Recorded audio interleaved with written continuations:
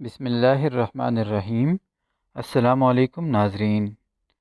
آج ہم جس ٹاپک پر بات کریں گے وہ ہے سورج گرہن۔ ہم یہ سمجھنے کی کوشش کریں گے کہ سورج گرہن کیوں ہوتا ہے اور سورج گرہن کے حوالے سے اسلام کے احکامات کیا ہیں، یعنی رسول اللہ صلی اللہ علیہ وسلم کا اس دن کے حوالے سے کیا معمول ہوتا تھا۔ تو سورج گرہن کے حوالے سے بات کریں تو دن کے وقت میں سورج کی مکمل یا کچھ روشنی کے چلے جانے کو سورج گرہن کہتے ہیں، یعنی جب چاند گردش کے دوران سورج اور زمین کے درمیان میں آ جائے تو زمین سے سورج کا کچھ یا مکمل حصہ نظر نہیں آتا۔ اس مرحلے کو، اس چیز کو سورج گرہن کہا جاتا ہے۔ پہلی بات یہ کہ زمانہ جاہلیت میں سورج گرہن نحوست کی علامت سمجھا جاتا تھا۔ اس کے ساتھ اس کو بیماریوں، بلاؤں، اولاد پر اثر وغیرہ کی وجہ سے نہایت بدشگون سمجھا جاتا تھا۔ رسول اللہ صلی اللہ علیہ وسلم کے زمانے میں یہ ہوا کہ آپ صلی اللہ علیہ وسلم کے صاحبزادے حضرت ابراہیم رضی اللہ تعالیٰ عنہ کا انتقال ہوا، جس کے بعد سورج گرہن ہو گیا۔ اس زمانے میں لوگوں کا یہ خیال تھا کہ سورج گرہن کسی بڑے آدمی کے پیدائش یا وفات پر ہوتا ہے، جیسے آپ صلی اللہ علیہ وسلم کے بیٹے کی وفات پر ہوا۔ تو آپ صلی اللہ علیہ وسلم نے اس کی نفی فرمائی۔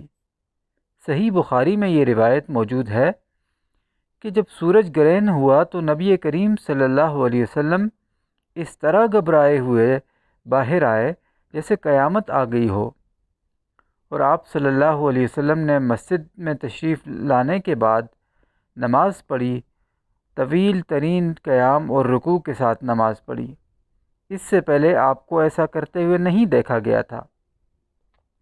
اور پھر آپ صلی اللہ علیہ وسلم نے ارشاد فرمایا کہ سورج اور چاند اللہ تعالیٰ کی دو نشانیوں میں سے نشانیاں ہیں۔ یہ کسی کی موت اور زندگی کی وجہ سے سورج گرہن نہیں ہوتا، بلکہ اللہ اپنے بندوں کو اس طریقے سے ڈراتا ہے۔ تو جب تم اس کو دیکھو تو اللہ کا ذکر کرو، دعا اور استغفار کی طرف دوڑو۔ تو اسلام سورج گرہن کو دیگر اللہ کی نشانیوں میں سے ایک نشانی قرار دیتا ہے۔ اب آتے ہیں کہ سورج گرہن کے موقع پہ آپ صلی اللہ علیہ وسلم کی طرف سے جو مسنون نماز پڑھنا ثابت ہے، اس کے بارے میں بات کرتے ہیں۔ اس نماز کو صلاۃ الکسوف یعنی کسوف کی نماز کہتے ہیں۔ یہ کیسے ادا کی جاتی ہے، اس کا طریقہ کار کیا ہے؟ تو اس نماز کے بارے میں بات کریں تو یہ 2 رکعت نماز جماعت کے ساتھ ادا کی جاتی ہے۔ اس نماز کے لیے اذان یا اقامت نہیں ہوتی۔ نماز کا طریقہ یہ ہے کہ انسان تکبیر تحریمہ کہے، پھر ثنا کے بعد تعوذ، اس کے بعد سورہ فاتحہ پڑھے، اور پھر سورہ فاتحہ کے ساتھ کوئی سورت ملائے اور سورت ملا کر لمبی قرات کرے۔ پھر جب اس کے بعد لمبا رکوع کرے، پھر رکوع سے اٹھ کر سمع اللہ لمن حمدہ ربنا لک الحمد پڑھے، پھر اس کے بعد دوبارہ سے سورہ فاتحہ پڑھے، اور اس کے بعد کسی دوسری سورت کو ملا کر لمبی قرات کرے۔ تاہم اس بار قرات پچھلی دفعہ سے تھوڑی کم ہونی چاہیے۔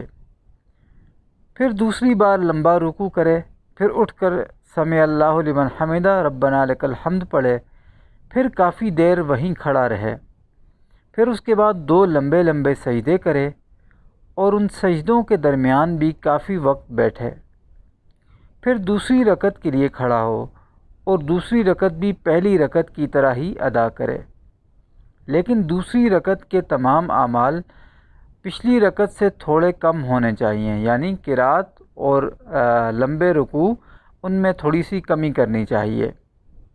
اس کے بعد تشہد پڑھے اور سلام پھیر دے، اور نماز کے بعد دعا اور استغفار کرنی چاہیے۔